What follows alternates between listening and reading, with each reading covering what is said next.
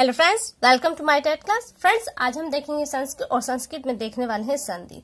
संधि में हमने स्वर संधि, व्यंजन संधि देख चुके हैं और आज जो हम देखने वाले हैं वो विसर्ग संधि। विसर्ग हम कहें तो शब्द के पीछे या अक्षर के पीछे ये जो दो बिंदी होती है कि आपका विसर्ग कहलाता है। क्या है विसर्ग के बाद, यानी कि विसर्ग ये जो देख रहे हैं, विसर्ग के बाद स्वर या व्यंजन वर्णों के आने पर विसर्ग में जो विकार या परिवर्तन होता है उसे विसर्ग संधि कहते हैं। जैसे मनः धन रथ, न के बाद आप विसर्ग देख रहे हैं, यहाँ पे इसमें चेंजेस हुए हैं और वो ओ में कन्वर्ट हुआ है और हो गया आपका मनोरथ। अब यहाँ पे हम कहें कि विसर्ग संधि के प्रकार कितने होते हैं, तो अगर हम छोटे छोटे सूत्रों को लेकर कहें तो इसमें कई सारे आ जाते हैं, लेकिन इसमें जो 5 है वो महत्वपूर्ण है, क्योंकि और टीटी का और सुपर टीटी है। आपको बहुत ज्यादा टीजीटी पीजीटी हो जाता है और इतनी ज्यादा डीप में जाना होता है, बट आपका टीटी सुपर टीटी है तो आपका लिए इतना ही बहुत है। क्या है, हम इनको एक एक करके देखते हैं। पहला है यहाँ पे सत्व संधि। सत्व यानी कि विसर्ग को यहाँ पर स होता है। इसका जो सूत्र है वो विसर्जनीय से स है, यानी कि विसर्ज जो विसर्ग है इसको आप स बना देंगे। विसर्ग के बाद पद के अंत में जब विसर्ग हो और जो आगे अगला पद होता है वो खर प्रत्याहार हो। खर प्रत्याहार मतलब वर्ग का प्रथम वर्ण, द्वितीय वर्ण और तीनों स आपके खर प्रत्याहार वर्ण के अंतर्गत आते हैं, तो वहां पे इस विसर्ग को स आदेश हो जाता है। ये दंत स है। नमस्ते एग्जाम्पल में यहाँ पे नमः, और ये क्या है, विसर्ग है। विसर्ग के बाद खर प्रत्याहार का वर्ण है, तो आप यहाँ पे क्या करेंगे, इसको स बना देंगे, स प्लस ते, और ये हो जाएगा आपका नमस्ते। लेकिन बात ये आती है कि विसर्ग संधि में कभी कभी तो आपको एक ही संधि देखने को मिलती है, जैसा कि आप यहाँ पे देख रहे हैं, लेकिन इनके जो शब्द है उनमें कभी कभी 2-2, 3-3, 4-4 संधियां एक साथ आती हैं। कैसे, जैसे आप देखिए, इसी का एग्जाम्पल है यहाँ पे रामस चलती। विसर्ग के बाद आपका खर प्रत्याहार का वर्ण है, तो आप क्या कहेंगे यहाँ पे राम, और ये जो विसर्ग है ये स बन गया आपका प्लस चलती। अब जब हम इसे जोड़ते हैं तो ये हो गया रामस चलती। अब यहाँ पे इस चुट संधि काम कर रही है। क्या, स और त वर्ग के बाद स और च वर्ग हो तो इस स को क्या आदेश हो जाता है, इस स को तालव्य स आदेश हो जाता है, और तो ये क्या हो जाएगा, ये हो जाएगा आपका रामस। यहाँ पे ये स ये वाला हो जाएगा और चलती, ये हो जाएगा रामस चलती। इसी तरह से ये है निधन चलम। नि इस विसर्ग को स हो गया और चलम। अब यहाँ पे भी इस चुत्व संधि लग रही है, स के बाद च वर्ग आ रहा है, तो ये स किसको आदेश हो जाएगा, ये तालव्य स को आदेश हो जाएगा, और यह क्या हो जाएगा निश्चलम। निश्चल, यहाँ पे देखना 2-2 संधियां काम कर रहे हैं, तो इस तरह से कुछ और वर्ड आपको और संधियों में मिलेंगे जहाँ पे कई सारे सूत्र एक साथ मिलेंगे।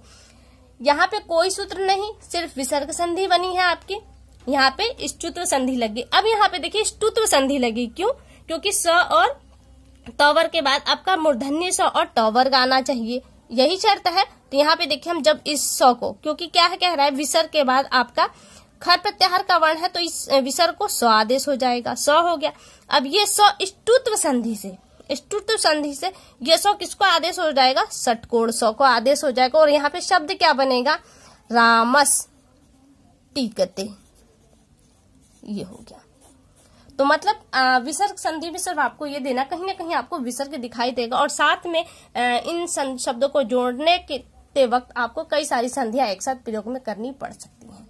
आगे देखिए रुत्व संधि। रुत्व संधि में र आदेश होता है, स जूसो रू, यहाँ पे आपको स रहेगा, उसमें रू आदेश हो जाएगा। पदांत सकार यानी कि पद के अंत में सकार होगा, जैसे आप देख रहे हैं कवि में स है, और खर प्रत्याहार का ऊपर अभी आपने देखा कि खर प्रत्याहार का वर्ण हो, लेकिन यहाँ कह रहा है कि खर प्रत्याहार का वर्ण न हो तो क्या करेंगे आप, पदांत सकार को रू आदेश हो जाएगा। जैसे कविस है तो इस स किसको आदेश हो जाएगा, रू को आदेश हो जाएगा। अब ये जो रू है इसमें आपका र और ऊ है, तो र तो आपका रह जाएगा, लेकिन ऊ की इत संज्ञा होकर इस ऊ का लोप हो जाएगा, और यहाँ पे क्या हो जाएगा, कवि, कबीर और अयम, अयम। अब यहाँ पे र आधा है तो ये क्या हो जाएगा आपका कबीर, और र आधा ये इससे मिल जाएगा तो ये कबीरियम। इसी तरह से इसका देख ले, पितुस धन आ गया, स किसको आदेश हो जाएगा, रू को, रू में ऊ की उत संज्ञा हो जाएगी और बचेगा केवल आपका र, और ये क्या हो जाएगा पितु, पितुर, र आधा है, इससे मिल जाएगा तो हो गया राग्या, पितुराज्ञा। निस्धन दया, निस्धन दया का स किसको आदेश हो जाएगा, यहाँ पे स के बाद क्या आएगा, खर प्रत्याहार का वर्ण नहीं है, इसलिए स किसको आदेश हो जाएगा, रू को आदेश हो जाएगा। र में उ की वजूद रहेगा और उ की उच्च संज्ञा होकर क्या हो जाएगा, इसका लोप हो जाएगा। और लोप होने से यहाँ पे जो वर्ड बनेगा वो क्या बनेगा, नीर। अब देखा र आधा है तो र कहाँ चला जाएगा, ऊपर चला जाएगा और हो जाएगा ये निर्दया। इस तरह से ये ऋतु संधि, ऋतु संधि में र आ जाता है, वहीं सत्व संधि में आपका स आ जाता है। और स आने पर अगर कोई और संधि लगती है जैसे ष्टुत्व या ष्टुत्व, तो वो संधि आप अप्लाई करेंगे। अगला संधि देखिए, अगली जो संधि है वो उत्व संधि है। उत्व संधि में क्या है, अभी जो आपने पीछे देखा कुछ वैसा ही है। इसका जो सूत्र है अतोरो प्लुतात प्लुते है। अ पहले हो, र जो आपने अभी रू बनाया ना, अगर इस रू से पहले आपका अ आता है शब्द में, जैसे यहाँ पे शिवस है, अगर यहाँ पे देख रहे हैं र, अभी हम स बनाएंगे, इस स को आदेश होगा तो रू होगा, रू से पहले व में आपका अ छिपा हुआ है और यहाँ पे पीछे आप अ देख ही रहे हैं। जब जो आपने पीछे देखा इसमें आगे आपके अ नहीं आ रहा था और यहाँ पे आपका अ आ रहा है, तो क्या करेंगे, यहाँ पे इस रू का र हो जाएगा, र रू होगा और रू का जो उ है वो लोप हो जाएगा और बचेगा र, और इस र को ही उ आदेश हो जाएगा। यही होता है उत्व संधि जिसमें उ बने। देखिए यहाँ पे ये जो रू है ना, इसमें र भी है और उ भी है, तो उ का तो लोप हो जाता है, बचता केवल आपका र है। इस र को उ आदेश हो जाए, ऐसा नहीं कि आप र का लोप कर दे और उ यहाँ पे शेष बचे, ये उ का लोप होगा और यहाँ पे जो र है इसको आदेश होगा उ को, जब र के दोनों तरफ अ होगा। जैसे शिवस अर्च, शिवस सी व, स किसको आदेश हो रहा है, स जू से रू से रू को आदेश हो जाए, तो यहाँ पे हो गया रू और यहाँ पे अर्च हो गया। अब इस रू का र आपके पास बचेगा, उ का लोप हो जाएगा, लोप हो जाएगा। यहाँ पे देखिए र है और आगे इसमें व में शिव, शिव को आधा करें तो अ, फिर र और यहाँ पे अर्च का अ आ रहा है ना, तो अब यहाँ पे क्या क्या रहा है कि ये र जो है वो उ बन जाएगा, तो यहाँ क्या हो जाएगा, शिव उ और अर्च। अब यहाँ पे उ बन गया, उ तो संधि से यहाँ उ तो बन गया, लेकिन अब यहाँ पे भी देखिए एक और सूत्र लग रहा है, अ और उ का मेल हो रहा है, तो यहाँ पे क्या कौन सा संधि लग रहा है, यहाँ पे गुण संधि बन रहा है और ये क्या हो जाएगा आपका शिवो, शिवो और अर्च।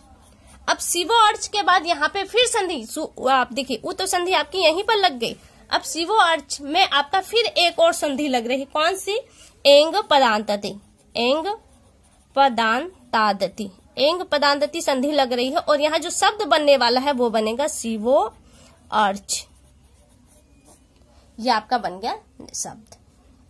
इसी तरह से एक और शब्द देखिए यहाँ पे, देवस धन अपि, स किसको आदेश होगा, स रू को आदेश होगा, र का वजूद रहेगा और उ का लोप हो जाएगा, लेकिन जब यही र अब उ को आदेश हो जाएगा, तो यहाँ क्या हो गया, देव और उ अपि।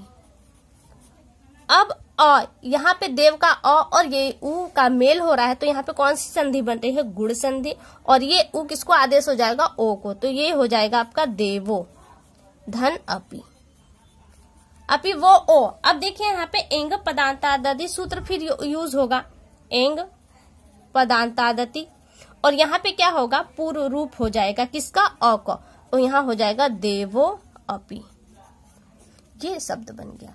तो देख रहे हैं कि यहाँ पे कई सारी संधियां एक साथ लग रही हैं, बस आपको ये ध्यान देना है कि उत्व संधि में स बनेगा पहले, यहाँ पे देखिए स बन रहा है, स आपको मिलेगा, फिर रू बनेगा, र के उ का लोप हो जाएगा, तो उस र को आप उ बना देंगे, यही उत्व संधि है। और उ बनाने के बाद अगर शब्दों को जोड़ने पर कोई और संधि फॉलो होती है तो आप उन्हें भी फॉलो करेंगे यहाँ पर। अब आप देखिए यहाँ पे हमने कुछ एग्जाम्पल ले लिए हैं, जैसे सस धन अपि, सस का क्या हो जाएगा, यहाँ पे आपको क्या करना है, उ करना है, तो क्या हो जाएगा, सो अपि, क्योंकि सारी संधि जब आप फॉलो करेंगे तो ये आ जाएगा, तो सो अपि, सो अपि। कसयम, तो ये क्या हो जाएगा आपका कोअयम। रामस धन अपि, तो यहाँ पे क्या हो जाएगा, राम आपका पूरा ये सौ को क्या हो जाएगा, आप उ बना दे तो रामो और यहाँ पे अ मिल के गुण संधि होगी, फिर क्या होगा, रामो अस्ति, रामो अस्ति। इस तरह से ये आपकी संधि बनेगी। आगे आ जाता है रलोप संधि। रलोप का जो सूत्र है रोरी है, सबसे इजी संधि है। अगर कोई संधि थोड़ी सी मुश्किल होती है तो वो उत्व संधि है, जहाँ पे आपको कई सारे संधि कार्य एक साथ करने पड़ेंगे। बाकी सारे सब इजी हैं। रलोप जिसका सूत्र है रोरी, इसमें क्या है, र के बाद र आए, यानी कि 2 बार र आए, एक बार आगे और एक बार पीछे र आए, तो जो पहले र आया तो यानी कि यहाँ वाले र का आप लोप कर देंगे, बाकी चीजें वैसी की वैसी रहेंगी। देखिए यहाँ पे स आया है, र तो आया नहीं है, लेकिन जब स से दूसरा संधि आप करेंगे तो यहाँ पे स से क्या हो जाएगा, ये र बन जाएगा। यहाँ पे र है और यहाँ पे र है, तो क्या होगा, इस वाले र का आप लोप कर देंगे, तो ये क्या हो जाएगा, बालका रमनते। बस यहाँ पे देखिए स से दूसरे से इस स को क्या हो जाएगा, र आदेश हो जाएगा, तो यहाँ क्या हो जाएगा, इस वाले र का आप लोप कर देंगे, तो यह होगा गो रंभते। बस इतना ही करना, इतना ही रोरी संधि है आपकी, यानी कि रलोप संधि, जहाँ पे र आदेश हो रहा है। र आदेश का र पहले से, जिसमें एक र का लोप हो जाएगा, दूसरा का वजूद अस्तित्व बना रहेगा। अब एक और संधि आ जाती है आपकी रेफ को विसर्ग। खरोसाने विसर्जनीय, खरी अवसान होने पर विसर्ग हो जाता है र को। जैसे रामर खादती, खर प्रत्याहार का वर्ण पीछे आया है, हमने खर है यहाँ पे अवसान का लिया है, खर प्रत्याहार का वर्ण आया है, तो यहाँ र किसको आदेश हो जाएगा, विसर्ग को, क्योंकि खर और अवसान होने पर विसर्ग को आदेश हो जाएगा, कौन, र। तो यहाँ पे क्या हो जाएगा, राम, राम खादती। पुनर्पृच्छति, तो यहाँ क्या हो जाएगा, पुनः पृच्छति। यहाँ हो जाएगा वृक्ष फलति। इसी तरह से ये खर प्रत्याहार के वर्ण पीछे हैं, लेकिन जब अवसान हो, यानी कि कोई भी वर्ण पीछे न आए, अवसान हो, खाली हो, तो पुनर का आपका हो जाएगा पुनः, सने का हो जाएगा आपका सने, उच्चेर का हो जाएगा उच्चे। ये हो जाएगा आपका रेफ और विसर्ग। अगर थोड़ा बहुत कोई मुश्किल है तो वो उत्व संधि है, बाकी सारी इजी संधि। यहीं से आपके प्रश्न बनेंगे। प्रश्न आपको दे सकता है कि ऐसे कौन सी संधि, आपको ये बताना होगा, या फिर वर्ड दिए होंगे कि एक संधि का उदाहरण बताइए, कोई संधि देकर, तो आपको उसके उदाहरण को 4 ऑप्शन में से छांटना होगा। तो फिलहाल के लिए केवल इतना। अगले वीडियो में आपसे फिर मुलाकात होगी, तब तक के लिए नमस्कार।